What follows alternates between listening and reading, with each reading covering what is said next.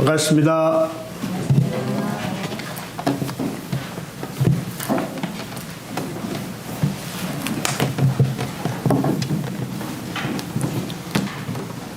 IMF가 몇 년도였죠?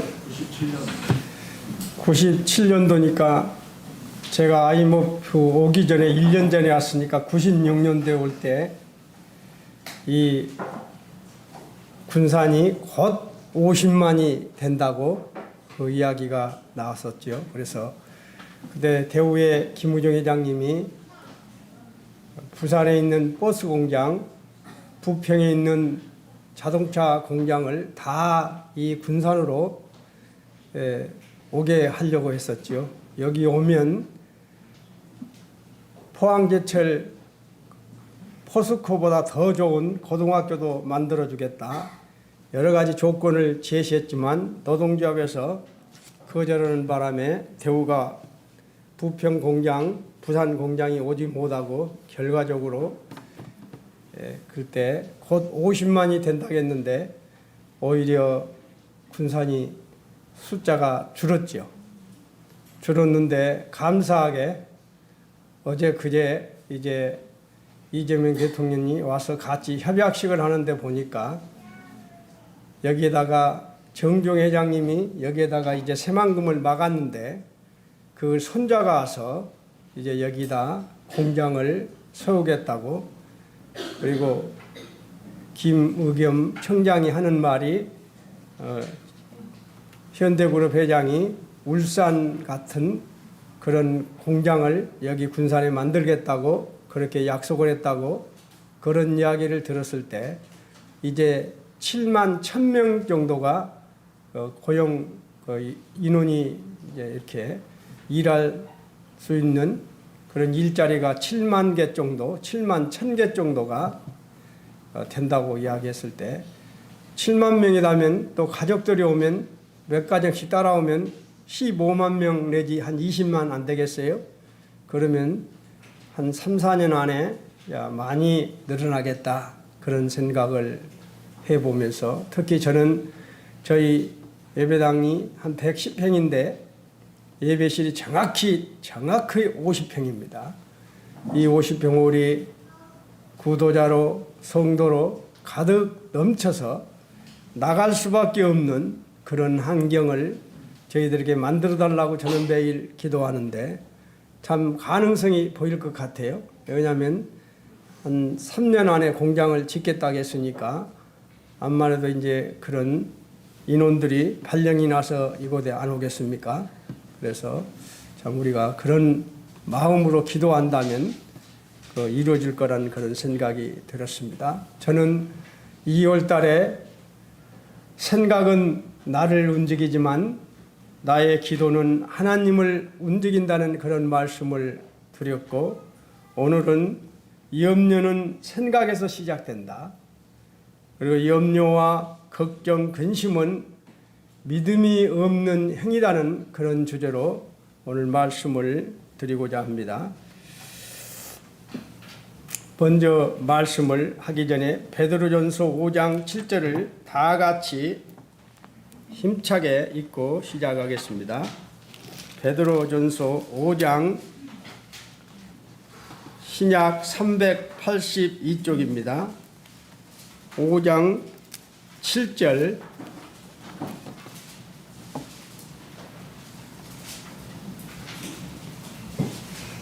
시작. 너희 염려를 다 주께 맡기라. 너희 염려를 다 주께 맡기라. 이는 그가 너희를 돌보심이니라. 이런 말씀으로 오늘 말씀을 드리고자 합니다. 성도님들, 세상에서 가장 빠른 새가 무슨 새일까요?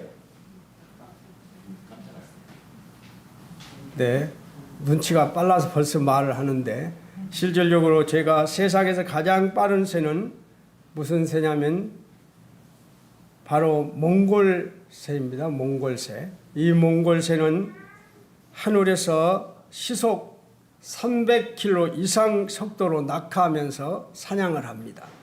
엄청난 속도죠. 300km, 시속 300km를 낙하하면서 순식간에 사냥을 해버려요.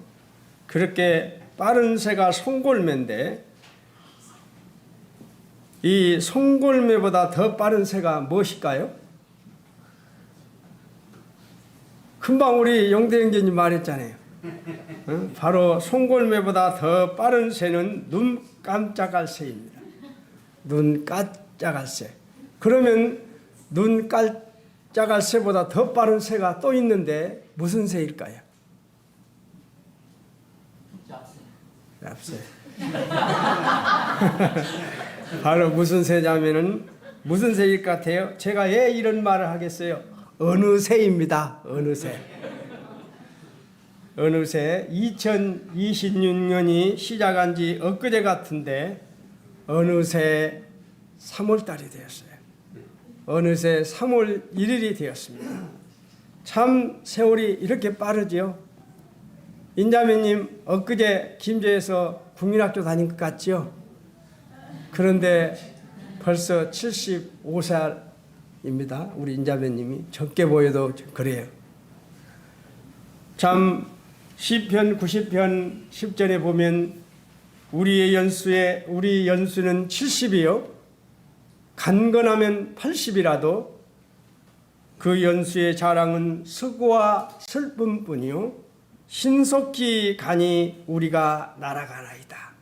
저도 이거 몇 년 전에는 실감이 안 났어요. 그냥 시편 읽으면 그런갑다 그랬는데 작년부터 이 말씀이 어찌 그리 내 말인지 정말 우리가 날아가나이다. 옛날 어른들 말이 50대는 50km로 달리고 70대는 70km 달리고 80대는 80km로 달린다고 그 말이 어찌 그리 딱 맞는지 모르겠어요. 제가 저희 아버지 어머니의 사랑으로 지음을 받아서 태어나서 전남 영광에서 태어났습니다. 국민학교를 다닐 때가 엊그제 같아요. 그리고 제가 지금은 우리 애들은 상상도 못할 겁니다. 비가 오나 눈이 오나 중학교 다닐 때 산을 3개를 넘어 다녔어요. 산을 3개를 넘어 다녔는데 영광에 가면 물무산이 완전히 그 명소가 돼 있어요. 그 물무산을 언제나 아침 저녁으로 넘어 다니면서 학교를 다녔습니다. 제가 군대 생활 때는 36개월, 딱 36개월을 딱 군대 생활 다 했어요.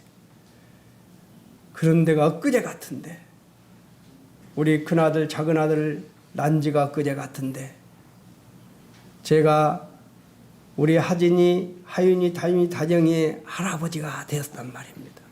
이렇게 세월이 빨라요. 엊그제 같은데 내가 이제는 할아버지가 되었어요. 그렇게 세월이 빠릅니다.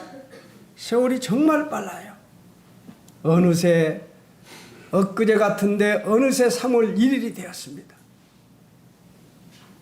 저는 주님을 영접한 지 45년이 되었습니다. 참 처음에는 주님을 영접하고 좋았다가 나중에 이렇게 살다가는 내가 안 되겠다 싶어서 돈을 벌려고 정말 돈 버는 쪽만 눈을 뜨고 시작했습니다. 그런데 그때부터 주님이 저를 혹독하게 다루셨어요. 돌아올 수밖에 없도록 무릎을 꿇을 수밖에 없도록 만드셔서 45년을 선교하면서 참 염려, 걱정할 때도 많았습니다. 그러나 45년을 살아오면서 염려는 대안이었더라는 거예요. 염려는, 걱정은 대안이 없더라는 거예요.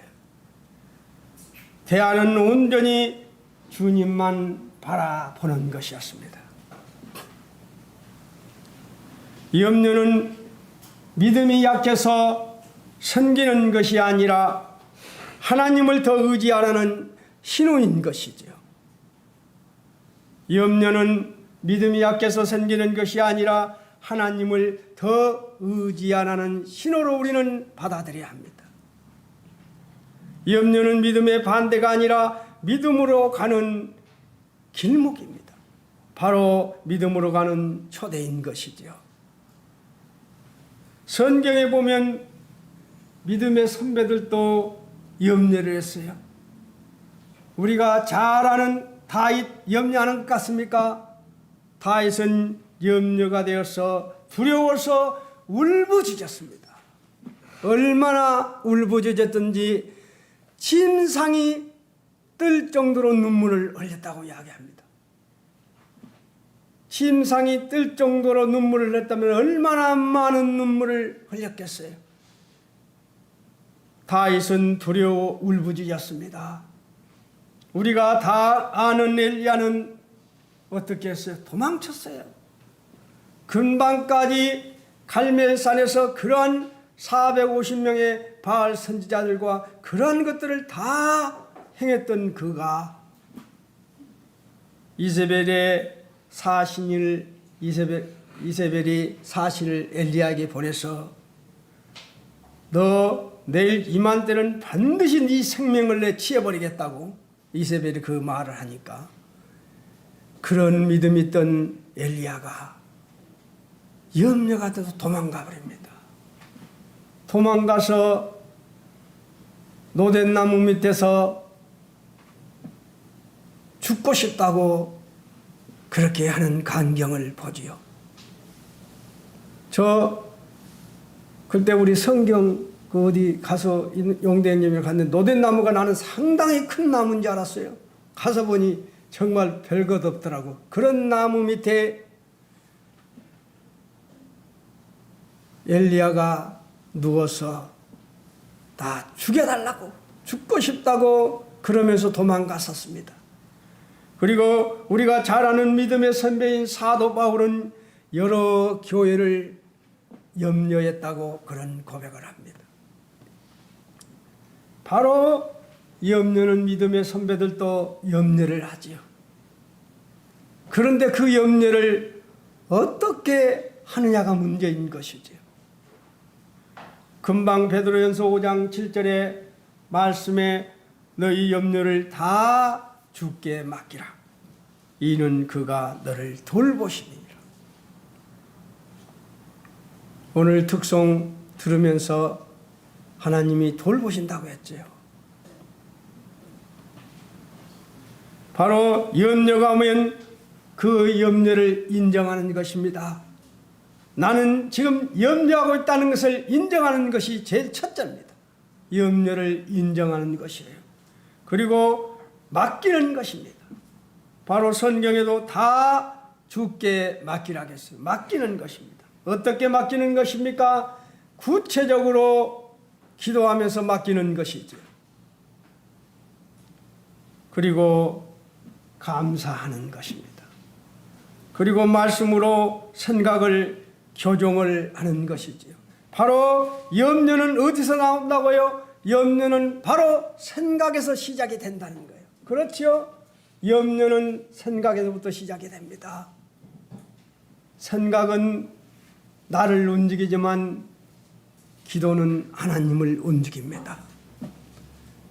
제가 며칠 전부터 잇몸이 붓고 안 좋았어요. 그래서 수요일 날 차를 타고 나가 바로 차를 약국에 세워놓고 약을 먹었어요. 먹으니까 좀 그런대로 괜찮아서 했다가 이대로 이제 해야겠다 이렇게 했는데 도저히 안 되겠어요. 이게 잇몸이 연속 이게 안 좋아서 어제 토요일인데 또 내일 또 쉬고 그래서 오늘 가야겠다 해서 어제 치과에 갔더니 막 사진을 찍자는 거예요. 좀 그래서 사진을 찍어 보니까 이 사랑니가 다른 사람들은 사랑니가 이렇게 어금니가 있으면 이렇게 숨어 있는데 숨어 있던가 나와야 되는데 나는 이게 누워 있어요. 누워 있으면서 이거를 밀고 있더라고요. 그래서 수술을 하자고 그래요. 그래서 3월 3일 날 바로 3월 2일 날 하고 나면 3월 3일 날 바로 했으면 쓰겠다고 해서 제가 이제 또 다음 주에 봉동교회 또 말씀을 부탁받은 거 있어서 내가 안 되겠다고 3월 8일 날은 가야 되기 때문에 내가 수술을 다음 주는 못 한다, 이번 주는 못 한다 하고 이제 집에 와서 생각하면서 성도님들에게 띄워놓고 부르짖기 시작했습니다. 주님, 우리 주님께서 개입하시면 모든 것이 가능하기 때문에 저는 주님께 그대로 저 수술을 하지 않고 그대로 사랑니가 있고 밀지 못하도록 해달라고 그런 기도를 했었어요. 바로 우리는 이런 염려가 올 때 어떻게 합니까? 바로 인정하고 맡기는 것입니다. 기도로. 그리고 감사하는 것이지요. 그리고 염려와 생각이 시작되면 말씀으로 생각을 교정시켜야 하는 것이지요. 왜냐하면 우리가 모든 것은 생각에서 시작되기 때문에 우리가 말씀으로 기도로 할 수밖에 없는 거예요. 그래서 제가 말씀을 드렸습니다. 바로 염려는 대안이 없다고. 제가 45년을 주님을 섬기면서 염려는 대안이 없어요. 온전히 주님께 맡기는 것뿐입니다. 이것이 대안입니다. 염려, 바로 기도, 감사하면 무엇이 옵니까? 평강이 오지요. 빌립보서 4장 6절 7절 다 아시지요. 아무것도 염려하지 말고 다만 모든 일에 기도와 간구로 너희 구할 것을 뭐라고요? 감사함으로 나옵니다. 기도와 간구로 너희 구할 것을 감사함으로 하나님께 아뢰라. 그리하면 모든 지각에 뛰어난 하나님의 평강이 뭐라고요? 평강이 그리스도 예수 안에서 너희의 마음과 생각을 지키겠다고 이야기했어요. 이거는 하나님의 말씀입니다. 바로 염려가 들어오면 바로 우리는 무릎을 꿇는 것입니다. 그분께 염려가 들어오면 바로 무릎을 꿇고 또 감사하는 것입니다. 감사하면 평강이 오고 안에 평강이 옵니다. 편안한 마음이 오기 시작하는 것이죠. 너희 염려를 다 주께 맡기라. 성경의 염려를 어설하기보다는 염려를 어디에 둬야 하는지를 가르치고 있어요. 성경은 염려를 없애라고 보다는 염려를 어디에 두어야 하는지를 가르치고 있습니다. 바로 핵심은 이것이죠. 염려를 혼자 붙들지 말고 누구에게? 하나님께 옮기라는 것입니다. 내가 가지고 있는 그러한 염려를 그대로 하나님께 옮겨버리는 것입니다. 여기서 맡기다, 맡기라, 맡기다, 이 말은 헬라어로 온 뜻은 던져버리다는 뜻을 가지고 있다는 거예요. 던져버리다. 염려를 맡기라. 조용히 안고 있는 것이 아니라 의식적으로 던져버리는 것입니다.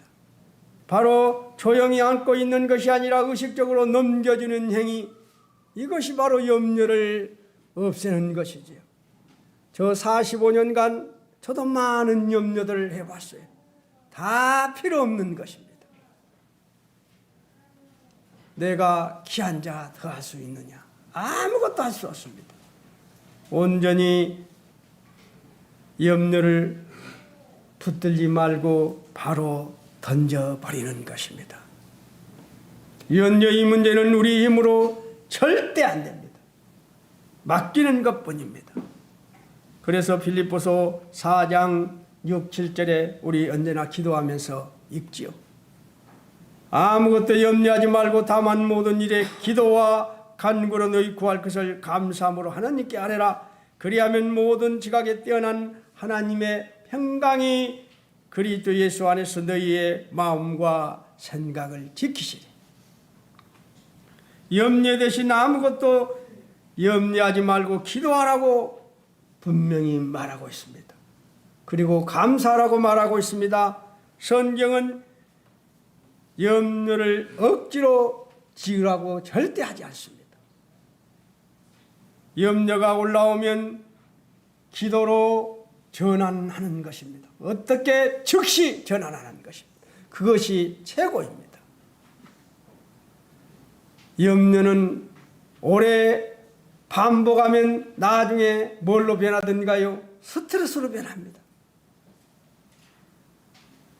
모든 생각을 사로잡아 그리스도께 복종하라고 고린도후서 10장 5절에서 분명히 말하고 있습니다. 모든 생각을 사로잡아 생각을 붙잡으라고 합니다. 이 생각이 믿음에서 왔는가, 두려움에서 왔는가, 아니면 내 생각에서 왔는가, 하나님 말씀과 일치하는가 스스로 질문해 보는 것입니다. 그러면 답이 나오지요. 염려는 생각에서 시작이 된다는 것입니다. 우리 그리스도인들이 염려와 걱정에서 해방되고 승리하는 비결은 한 문장으로 한마디로 말한다면 무엇입니까? 상황을 붙드는 대신 하나님을 붙드는 것입니다. 염려는 바로 상황을 붙드는 대신에 하나님을 붙드는 것입니다. 하나님을 붙들고 매달리는 것입니다. 내가 이런 염려가 있으니 이거를 해결해달라고 하나님께 주님께 부르짖는 것이지요. 이것이 방법입니다. 너희 염려를 다 주께 맡기라. 맡긴다는 것은 감정이 아니라 결단인 것입니다. 염려가 올라오면 즉시 기도하고 또 감사하고 그러면 편안이 옵니다. 그러면 편안이 언제나 따라온다는 것이죠. 맡기기 전에는 감정이 먼저 바뀌지 않습니다. 베드로전서 5장 7절 말씀은 감정을 바꾸라고 하지 않고 던지라고 합니다. 염려가 들으면 즉시 던져버리라는 것입니다. 갖고 있지 말고 던져버리세요. 염려는 생각에서 시작된다고 말씀을 드렸습니다. 염려는 반복되는 생각입니다. 염려가 반복됐을 때 나중에 그것이 스트레스로 변합니다. 육신적인 생각으로 사로잡히게 됩니다. 그러면서 주님과의 관계가 슬슬 멀어집니다. 그래서 바로 즉시 기도하고 던져버리는 것입니다. 감사는 영적 무기입니다. 염려의 반대편에 있는 것이 바로 감사인 것입니다. 감사는 미래를 두려워하지 않겠다고 하는 신앙의 고백입니다. 감사는 미래를 두려워하지 않겠다는 신앙 고백이란 말입니다. 염려와 걱정은, 염려와 근심은 믿음 없는 행위인 것이지요. 제가 45년 살아오면서 느낀 것이 바로 염려, 걱정, 염려와 근심은 믿음 없는 행위이고 아무 답이 없더라는 거예요. 내가 해결할 수 없더라는 거예요. 믿음으로 산다는 것은 내 의지와 욕심을 포기하고 하나님의 뜻과 원칙에 충실한 삶을 말하는 것입니다. 성도님들, 화재가 나면 지금 이 근래 불이 많이 나지요. 화재가 났을 때 인명을 앗아가는 가장 커다란 원인이 무엇일까요? 불이 났을 때 우리 인명을 앗아가는 가장 큰 원인이 무엇입니까? 경희자매님 뭐지요? 바로 연기지요. 불이 아니지요. 불 자체가 아니라 연기입니다. 희생자의 60%가 치명적인 유독가스인 일산화탄소를 마시고 질식하고 사망합니다. 우리 인간의 삶에서도 수고하고 무거운 짐이나 괴로운 일 자체보다 그로 인해 생겨나는 근심과 염려, 불안과 초조, 절망, 이것이 마음을 파탄을 일으키지요. 스트레스를 주지요. 그러면 어떻게 이러한 마음의 파탄을 믿음으로 이겨낼 수 있을까요? 다 아시지만 같이 한번 공부하는 시간을 가졌으면 합니다. 염려와 걱정이 왜 생깁니까? 염려와 걱정이 무엇입니까? 염려와 걱정은 근본적으로 환경을 변화시킬 힘을 갖고 있지 않습니다. 근심과 걱정은 전혀 도움을 주지 못하는 백해 무익할 뿐입니다. 우리 힘으로 할 수 없습니다. 그래서 마태복음 6장 27절에 너희 중에 누가 염려함으로 그 기 한 자나 더할 수 있느냐고 우리에게 말하고 있습니다. 염려와 걱정은 인간을 해롭게 하는 공해일 뿐입니다. 정신적으로 절망하게 합니다. 낙심하게 합니다. 엄청난 스트레스를 주어 몸을 병들게 합니다. 제가 직접 경험해본 사람입니다. 제가 53살인지 54살인지 정확히 모르겠어요. 50 중반 넘어가지 않았을 때인데 전 이런 말 드리기 뭐하지만 분가하기 전에 교회일로 제가 그때 많은 스트레스를 받고 있었습니다. 그리고 또 회사 일로 제가 영업 관리를 하는데 회사에서 물건을 주면 팔아서 결산해서 돈을 입금을 시키는데 분명하게 저는 그날 결산을 다 했습니다. 물건을 갖고 온 거 다 남기면 그때 출하하고 다 해서 그날 결제해서 다 해놨는데 나중에 몇 년이 지났는데 많은 돈을 회사에다가 주지 않은 걸로 나타난 겁니다. 영업재고로. 기가 찰 일 아닙니까? 분명하게 다 해서 줬는데 근데 그 출하 지시서를 2년간 보관하게 돼 있는데 제가 참 어떻게 지혜를 주었는지 5년을 보관했습니다. 저는 딱 한 달 딱 하면은 철해놨어요. 몇 년, 몇 월, 며칠부터 며칠까지 딱 해서 놔줬는데 2년간 보관인데 5년간을 보관했습니다. 그것이 나를 살렸습니다. 그래서 한 3년 지난 놈 다 보니까 분명히 부산에서 물건을 보낼 때는 200개 보냈다고 100개 보냈다고 해놓고 나중에 150개, 230개 막 한 몇 개씩 다 올려갖고 다 다시 해놨어요. 저 때문에 부평공장에 그 사람들도 살았습니다. 그거는 다 없어요. 증거가. 저는 그 근거를 딱 보니까 다 그런 식으로 장난을 쳐놨어요. 왜냐하면 이게 하다 보면 공장에서 만든 그 숫자가 안 맞고 하면 나중에 이렇게 하잖아요. 이러니까 이제 나중에 싹 그렇게 해놨어요. 얼마나 그때 스트레스 받습니까? 그런데 다행히 내가 5년간을 보관했기에 다 찾아냈습니다. 그래서 그거 가지고 서울 사무실에 올라가서 싹 뒤집었습니다. 우리가 완전히 이제 그쪽에서 잘못된 걸로 판명이 났어요.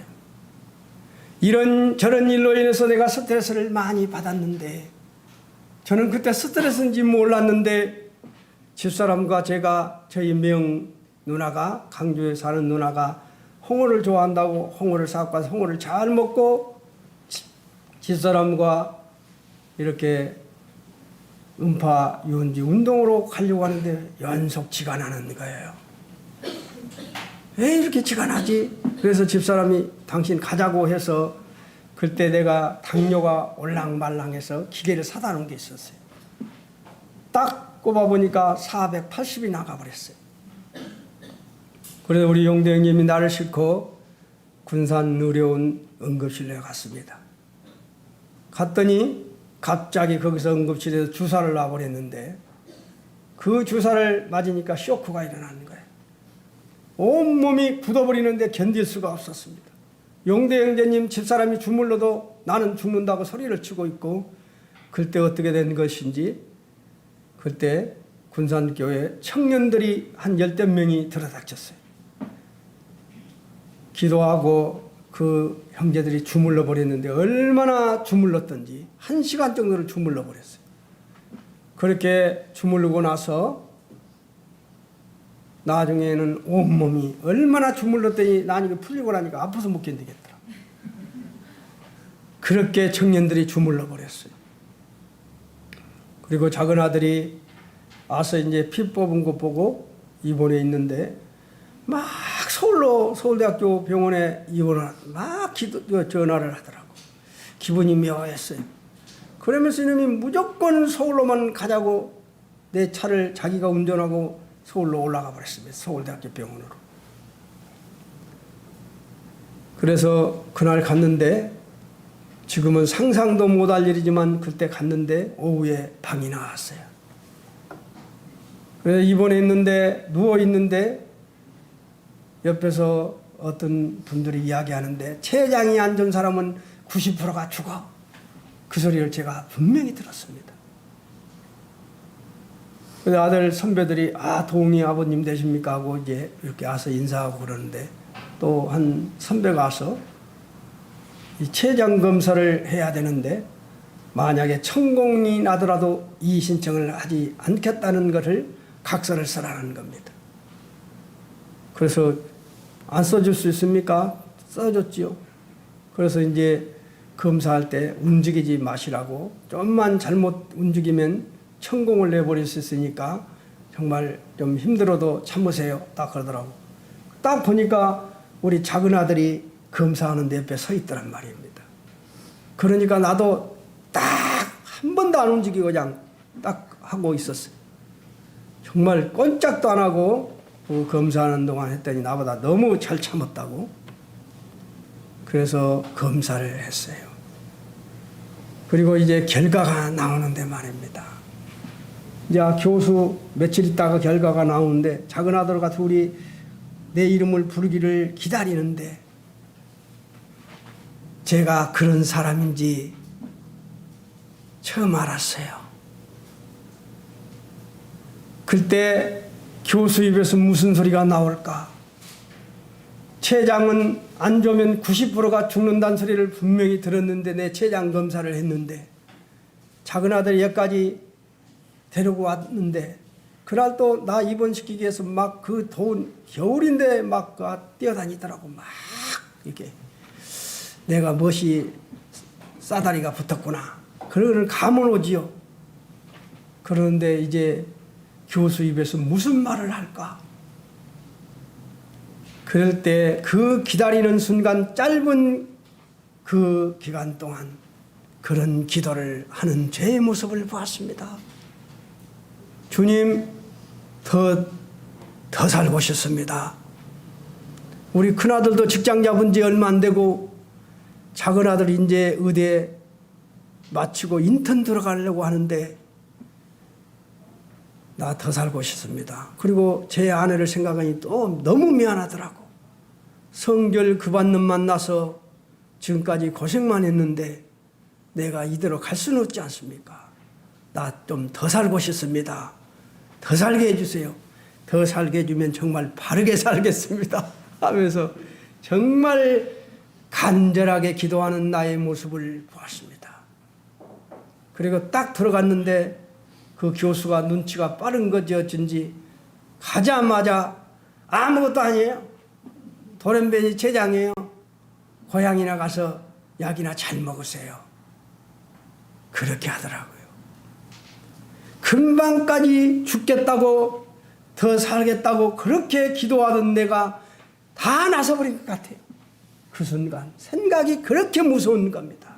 생각이 금방까지는 죽겠다고 너 다 살겠다고 더 살게 해달라고 기도했던 내가 아무것도 아닙니다. 돌연변이 췌장이니까 고향에 가서 약이나 잘 먹으세요.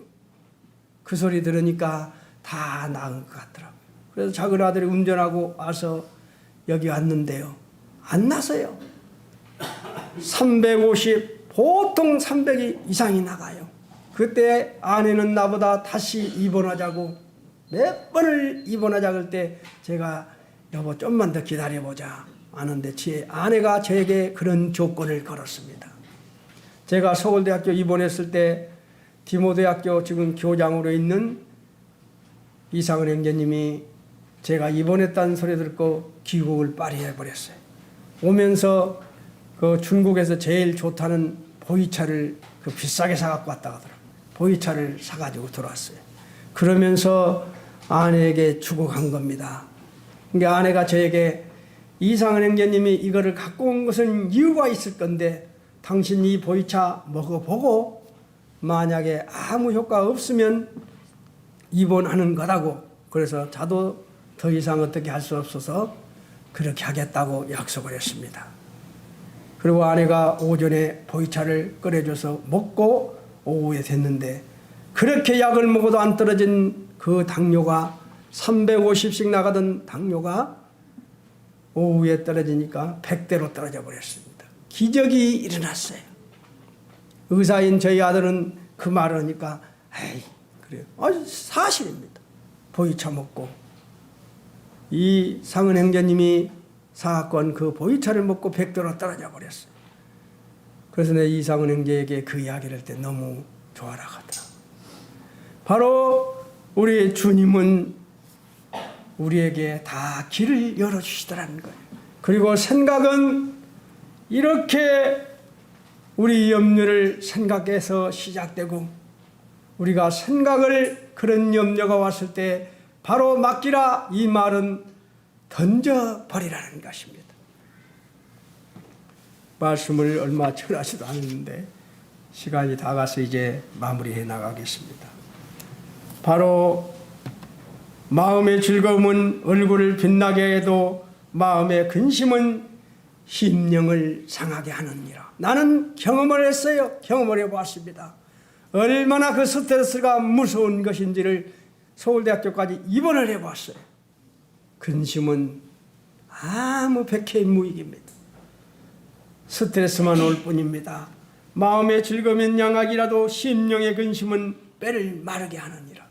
그래서 성도님들 오늘 이렇게 뒤에가 있는데 염려, 걱정을 극복할 수 있는 방법 여러 가지를 준비했지만 나중에 하겠습니다. 시간이 다 가버려서 성도님들에게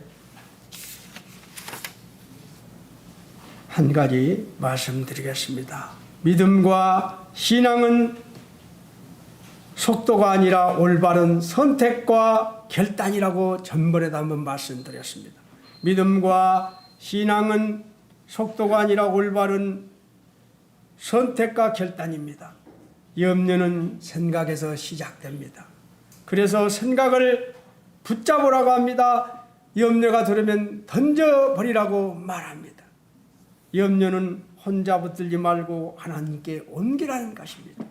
염려는 우리 힘으로 절대 안 됩니다. 염려는 생각에서 시작됩니다. 염려는 반복되는 생각입니다. 이것은 나중에 반복되는 생각은 스트레스를 유발시켜서 병원에 가게 만든다는 사실입니다. 그래서 말씀으로 생각을 교체해야 하는 것이고 그래서 기도하면서 감사하는 것입니다. 바로 그렇게 했을 때 염려가 오면 즉시 기도하고 감사하고 그 다음에 그렇게 했을 때 평강이 온다는 사실입니다. 염려의 반대편에 있는 것은 감사입니다. 감사는 미래를 두려워하지 않겠다는 신앙 고백입니다. 그렇죠? 바로 따라서 한 번만 하겠습니다. 감사는 미래를 두려워하지 않겠다는 신앙 고백입니다. 감사는 마음의 결핍을 신뢰로 이동시킵니다. 성도의 삶으로 자신이 누구인지를 증명하는 사람입니다. 성도는 삶으로 자신이 누구인지를 증명하는 사람입니다. 이번 우리 금요일 날 공부하면서 이 말이 나에게 너무나 와닿았어요. 그래서 성도님들에게 이 말씀을 드립니다. 성도는 삶으로 자신이 누구인지를 증명하는 사람입니다. 성도님들, 염려가 오면 즉시 던져버리세요. 그리고 즉시 기도하세요. 그리고 감사하세요. 그러면 평강이 옵니다. 이거는 공식입니다. 이상으로 말씀 마치겠습니다.